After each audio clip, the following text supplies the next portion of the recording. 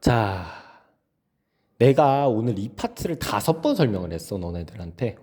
각각 다른 애들이 5번 이제 설명을 부탁을 했는데, 이게 내가 더 이상 설명했다가 하는데 모가지가 날아갈 것 같아. 그래가지고 이번 한 번만 딱 반톡에 올리고 끝낼 테니까 잘 봐고, 이 필기도 잘 보고, 그래가지고 좀 시험에서는 이 동학농민 운동 파트는 틀리지 않도록 좀 해주길 바랄게. 알겠지? 자, 동학농민 운동 파트랑 가보기역 파트 이 두 가지가 너네들이 가장 어려워하는 파트야. 그래서 이 어려워하는 파트를 이제 왜 어려워하느냐 이걸 먼저 보면 뭔가 굉장히 같은 연도인데 이 사건이 너무 많이 일어나. 그래가지고 사건을 배워라는 것도 굉장히 힘들고 그리고 이 맥락을 파악하는 것도 굉장히 힘들어. 그래가지고 이 맥락 파악도 시간이 오래 걸리기 때문에 이 동학농민 운동과 가보기역을 굉장히 어려워하는 경향이 있어. 그래가지고 내가 좀 쉽게 이걸 좀 설명해 주도록 할게. 가보자. 자, 먼저 이전엔 뭐가 있었나 여기를 보면 이제 내가 좀 중요한 사건들을 정리해 놨어. 그래서 1876년 강화도 조약 이후로 이제 우리나라가 개화를 했단 말이지. 그래서 개화 정책을 계속 조선 정부가 추진을 했어. 근데 이 추진을 하면서 굉장히 소외를 받는 계층들이 있었다. 그게 바로 누구였냐? 군인들과 농민들이었어. 그래가지고 군인들이 빡쳐서 일으켰던 게 구식군인들이 빡쳐서 일으켰던 게 이모군란. 그리고 이 이모군란에서 청이 진압을 하게 되는데 이 청에 진압을 하면서 이제 체결했던 게 조청상민 수륙 무역장정 해가지고 이제 내륙 상인들도 막 이제 들어오게 된 거지. 뭔가 이제 외국 상인들이 들어오게 되면 내수 시장은 어떻게 되겠어? 좋아지겠어? 나빠지겠어? 좀 눈치가 있는 애들은 나빠진다는 거 알 거야. 그치? 그래가지고 이때부터 경제가 서서히 몰락하기 시작해. 경제가 몰락하면 농민들 입장에선 당연히 안 좋겠지. 그리고 이모군란과 갑신정변을 겪으면서 재물포조약과 한성조약이란 걸 거치게 돼. 근데 이때 일본군이 또 배상금을 요구하네. 일본 국민들한테도 피해를 줬으니까 좀 개놀리긴 한데 어쨌든 그렇게 피해를 줬으니까 배상금을 지불하라 라고 했어. 근데 그 배상금이 농민들이 부담하게 좀 조선 정부가 이제 설계를 했단 말이야. 그것 때문에 농민들이 가뜩이나 더 힘들어졌어. 먹고 살기도 힘든데 이 아, 이 배상금까지 다 해야 되니까 그러니까 굉장히 힘들지, 그치? 그렇게 좀 힘든 상황에서 일어났던 게 동학농민 운동이야. 그래서 보자. 자, 그래서 너네들이 좀 알아둬야 될 거는 이전 사건들 통해서 농민들의 삶이 많이 피곤해졌고 좀 험난해졌고 그것 때문에 농민들이 빡쳐서 일으킨 게 동학농민 운동이다. 이때까지는 이것만 알고 있으면 돼. 알겠지? 자, 가보자. 좀 서두가 너무 길었어, 그치? 자, 1893년 보은 집회, 교조 신원운동이 일어나게 돼. 자, 우리 동학농민운동에서 가장 중요한 키워드가 뭘까? 동학이야, 동학. 그래서 이제 이 동학의 창시자 너네들이 알지 모르겠는데 최재우라는 아저씨가 있어. 그래서 이 최재우라는 아저씨가 이제 동학을 창시했는데 안타깝게도 이제 그땐 동학이 사이비로 여겨져서 최재우가 처형이 됐단 말이야. 그렇게 최재우가 처형이 되고 난 뒤에 2대 교주인 최시영이란 아저씨가 있는데 이 최시영이란 아저씨가 이제 동학을 좀 점검을 하고 다시 이제 뭉치게 하고 이제 일으켰던 게 이제 교조 신원 운동이야. 그래서 이제 동학의 신도들이 이랬던 거지. 최재우의 억울함을 풀어달라 이렇게 하면서 이 동학을 믿던 사람들이 한 곳으로 모이게 된 거야. 이게 뭐다? 교조 신원 운동이다. 그래서 교조 신원 운동의 의의는 이제 흩어져 있던 동학 신도들을 하나로 뭉치게 됐다라고 볼 수가 있겠어. 근데 우리 최재우의 억울함을 푼다고 해가지고 아까 전에 내가 말했던 농민들의 상황이 나아져 안 나아져? 안 나아져 절대. 최재우가 어차피 이미 뒤진 사람인데 이 사람 누명 벗겨봤자 어차피 민생에 도움이 될 게 없어. 그치? 그래서 농민들은 아직도 계속 피곤해하고 있었다. 근데 이 피곤해하는 상황에서 뭔가 굉장히 크게 봉기가 일어나야지 농민들이 자유를 찾을 수 있을 것 같단 말이지. 그래서 그거에 대해서 이제 일어난 게 그러니까 그만큼 크게 일어난 게 고부농민봉기였어. 고부농민봉기 보자. 고부농민봉기는 전라도에 있는 고부란 지역에서 일어나게 되었어. 이때 이 고부에 있던 수령이 조병갑이라는 사람이란 말이지. 근데 이 조병갑이라는 사람이 굉장히 돈에 미쳐 있는 돈에 환장이 있는 새끼야. 그래가지고 이 새끼가 막 이제 백성들의 돈, 그때 당시 고부에 있는 농민들의 돈을 막 수탈하고 뜯고 뺏고 막 자기는 사리사욕을 채우고 막 그러고 있단 말이지. 근데 너네들이 생각했을 때 탐관오리면 그냥 보통 이럴 수 있지 않나라고 하지만 조병갑은 그 정도가 심했어. 해도 너무한 씹새끼였단 말이지. 그래가지고 이 씹새끼에 대항해서 전라도 고부 지역에 있는 농민들이 일으킨 게 바로 고부 농민봉기다. 그리고 이때 굉장히 유명한 동학 지도자가 나타나게 되는데 이게 누구다? 전봉준. 여기 내가 보면 정봉준이라고 써놨는데 정봉준 아니다. 전봉준. 그래서 이 전봉준을 중심으로 고부 농민봉기가 일어나게 돼. 그래서 이 고부 농민봉기가 일어나고 난 다음에 이제 조선 정부에서도 고부 농민봉기가 꽤 크게 일어났거든. 그래가지고 농민들을 달래주려고 새로운 군수를 부임을 했어. 근데 이 새로운 군수조차 조병가병 별 다를 바가 없네. 그러다 보니까 이제 사람들이 뭐겠어? 아, 이거는 고부에서 끝날 게 아니다. 전라도 전체에서 한번 크게 일어나 보자. 뭐 살짝 이런 거지. 실패하면 반역, 성공하면 혁명 아닙니까? 뭐 이렇게 하면서 이제 그 농민들이 일으켰다고 보면 돼. 알겠지? 노잼이었단 미안해. 어쨌든 자, 그래서 굉장히 전라도에서 크게 한바탕 1차 봉기가 일어나게 되고, 이때 굉장히 사람들이 부호로 이제 뭔가 되게 사람들을 단결시킬 뭔가 어떤 부호나 이런 게 있어야 되잖아. 그런 것들로 이제 제폭구민이나 보국안민, 제폭구민이 이제 남북한 탐과 놀이를 쫓아내고 백성들을 진정시키자, 보국안민은 우리나라 국민들을 지키자, 이런 거였는데, 그런 것들로 이제 하나로 모이게 됐어. 그래가지고 이 1차 봉기로 이제 하나로 모이게 되면서 점점 더 이제 이 봉기의 세력이 거세져. 그래서 결국에는 전라도에서 굉장히 중요한 전주성까지 점령을 말았어.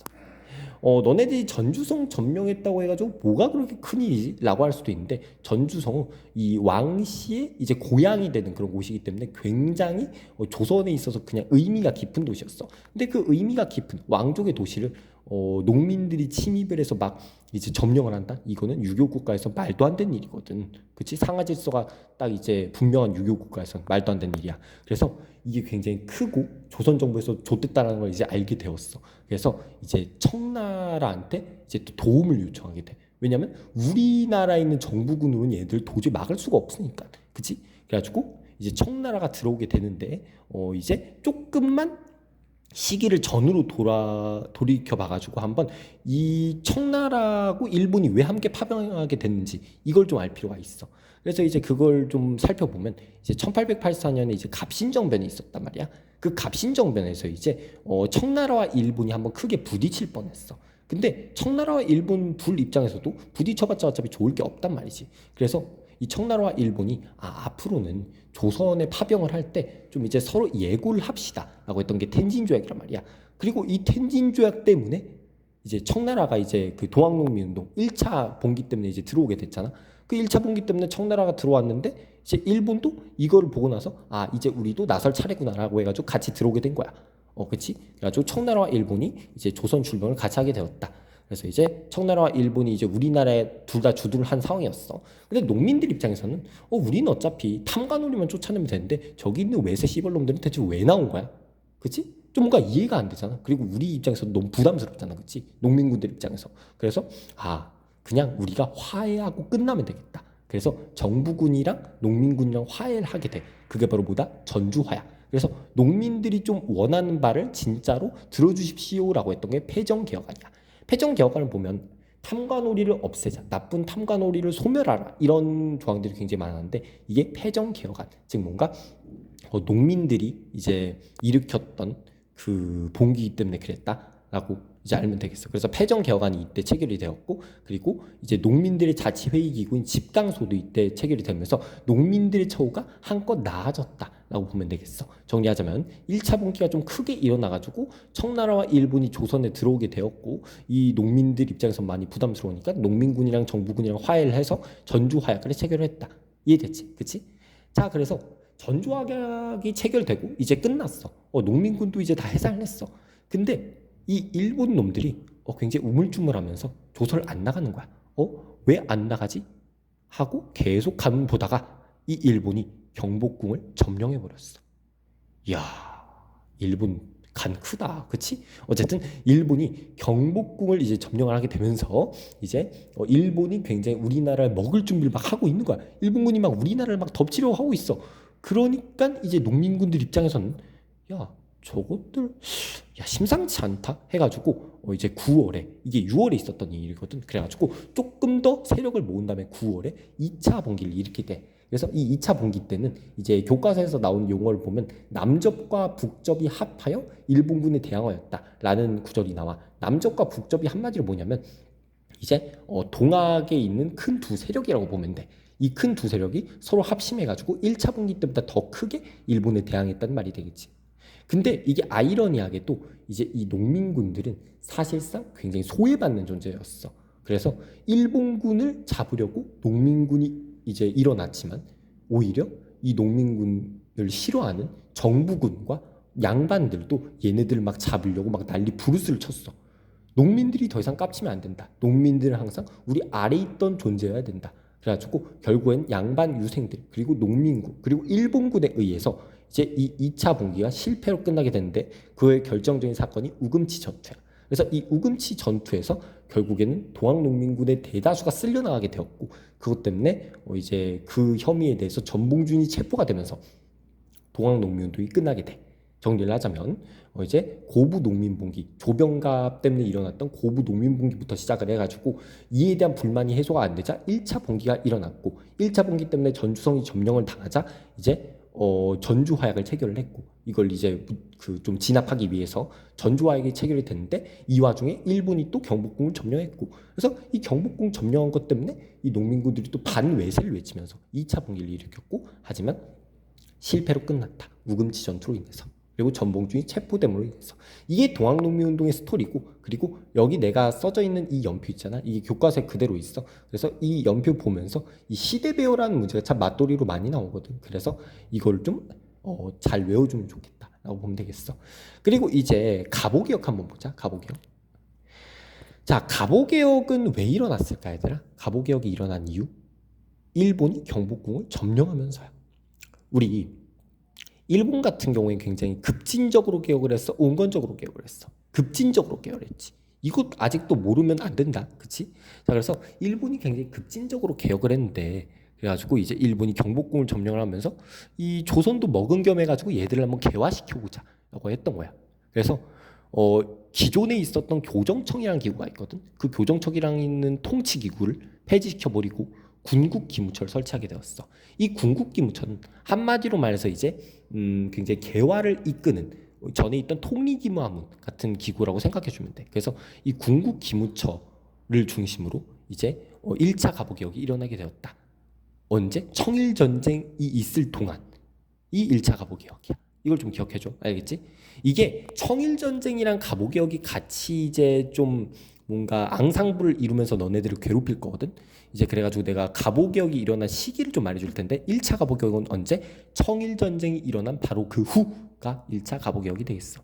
그래서 이제 이 1차 갑오개혁 때 굉장히 우리나라가 많이 바뀌게 돼. 그래가지고 1차 갑오개혁 내용을 보면 뭔가 과거제 폐지 그리고 신분제도 철폐 같은 내용이 들어가 있어. 이런 내용들은 싹 다 보면 뭔가 굉장히 조선에 있던 과거를 벗고 이제 미래로 나아가자라는 희망적인 내용이란 말이지. 그래가지고 이 희망적인 내용으로 이제 과거제 폐지, 신분제도 철폐 등이 1차 갑오개혁 때 일어났다. 그래가지고 이제 이 1차 갑오개혁 때의 내용들을 보면 뭔가 굉장히 옛날에 구속받던 그런 악습들을 폐지하는 그런 게 강했어. 그래서 이 악습들이 1차 갑오개혁 때 폐지를 당하고 이제 우리나라가 조금 더 개화가 되게 되었다. 그래서 1차 갑오개혁은 그 개화가 되었다는 것만으로도 의의로도 시험 문제에 많이 나오고 이 1차 갑오개혁의 내용 6개로도 시험 문제가 많이 나오기 때문에 지금 내가 계속 보여주고 있잖아. 이거를 외워주면 될 것 같아. 그치?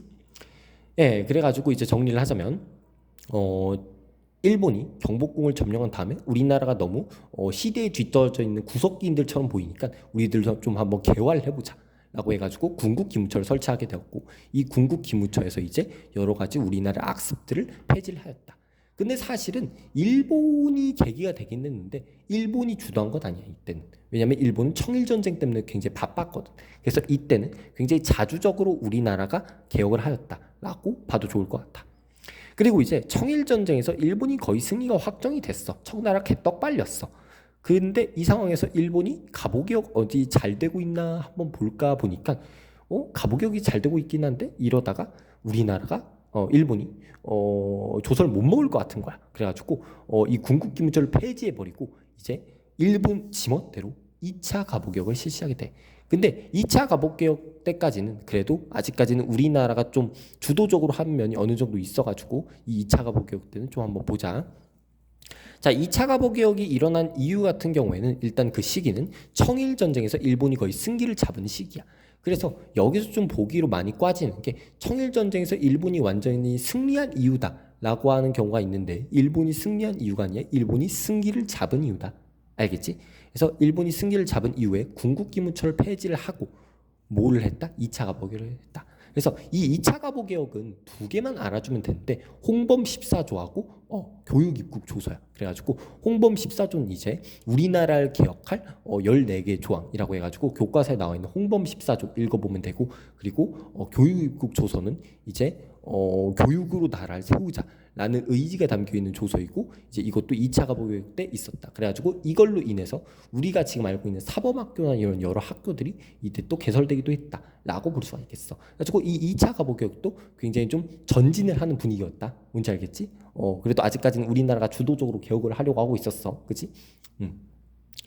이게 너네들이 많이 헷갈릴 수 있는 파트야. 왜냐면 이게 좀 드립다가 외워야 되는 요소도 사실은 많고 좀 이해시키기 힘든 요소들도 좀 많아. 하지만 이게 그래도 내가 너네들이 보면 자습 시간 때 역사를 좀 많이 공부를 하잖아. 그래가지고 여기 파트라도 좀 외워줬으면 좋겠다라고 해가지고 지금 정리를 하는 거니까 내가 설명을 잘 못해도 좀 이해해줬으면 좋겠어. 알겠지? 자, 그래가지고 이제 청일전쟁에서 일본이 드디어 승리를 거두었어. 그래서 이제 이 승리를 거둔 다음에 일본이 청나라를 상대로 이제 시모노세키 조약을 하게 되는데, 이제 욕 같지? 되게 뭐 시모노세키 조약 같은 그런 느낌이잖아, 그렇지? 이렇게 시모노세키 조약을 하게 되는데, 이게 이제 조약의 내용이 뭐였냐면 청나라는 일본을 대상으로 랴오둥 반도라는 땅을 줘라라고 했던 거야. 뭐 땅 주는 거 어렵지 않잖아, 그치? 그리고 일본이 전쟁에서 승리했으니까 마땅한 대가를 받아야 되잖아, 그치? 근데 이 일본이 너무 입김이 거세지는 걸 싫어하는 서양의 세 나라가 있었어. 어디? 러시아, 독일, 프랑스. 그래서 이 러시아, 독일, 프랑스가 삼국 간섭이란 걸 하게 돼. 그래가지고 이 랴오둥 반도를 먹게 되는 그 계획이, 일본의 그 야망이 무산이 돼버려. 그래서 일본 입장에서는 어떻겠어? 삼국 간섭 때문에 우리나라가 땅도 못 먹었네. 게다가 이제는 서양 놈들이 조선을 먹으려고 하네. 근데 조선 정부는 또 서양 편을 들고 있네. 이거 잘못했다가 우리나라가 조선을 못 먹겠는걸? 이렇게 생각을 한 거야. 그래가지고 이제 일본 애들이 안 되겠다. 조선 정부에서 가장 서양 측에 가까운 놈을 처형을 하자. 그래서 그것 때문에 왕비가 처형이 돼. 그래서 그것 때문에 일어난 게 이제 을미사변이야. 그래서 좀 정리를 하자면, 여기 안 써져 있지만 정리를 하자면, 청일전쟁에서 이기고 나서 이제 시모노세키 조약으로 일본이 원래 땅을 먹기로 되어 있었는데 삼국 간섭 때문에 땅을 못 먹게 되자 빡친 일본이 왕비를 죽여버렸다. 이렇게도 괜찮아. 그래가지고 을미사변이 일어나게 돼. 그리고 이 을미사변이 일어나고 난 이후에, 이 이후에 일어났던 게 3차 가보개혁, 을미개혁인데, 이 을미개혁 같은 경우에는 사실은 굉장히 우리나라 사람들에게 많이 비난을 받았어. 왜냐면 단발령 때문이지. 우리 조선의 사극 같은 거 보면 사람들이 다 상투를 매잖아, 그치? 근데 이 상투를 매는 이유가 뭘까? 왜냐면 조선이란 유교적인 나라에서는 머리를 깎는 게 굉장히 금기시된 상황이었거든. 근데 갑자기 단발령, 갑자기 머리를 자르래.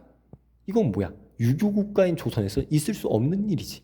그래가지고 이 단발령 때문에 많이 탄압을 받았다. 3차 가보개혁은 이렇게 단발령이 있고 뭐 그 외에는 별로 시험 문제에 나오지 않으니까 3차 가보개혁은 단발령 때문에 사람들이 많이 빡쳤다. 그리고 덧붙이자면 일본이 이제 조금 더 주도적으로 한, 사실상 거의 친일적인 개혁이 3차 가보개혁이었다. 그래서 을미개혁은 그런 성향을 띠고 있다. 그것만 알아주면 되겠어. 그렇지?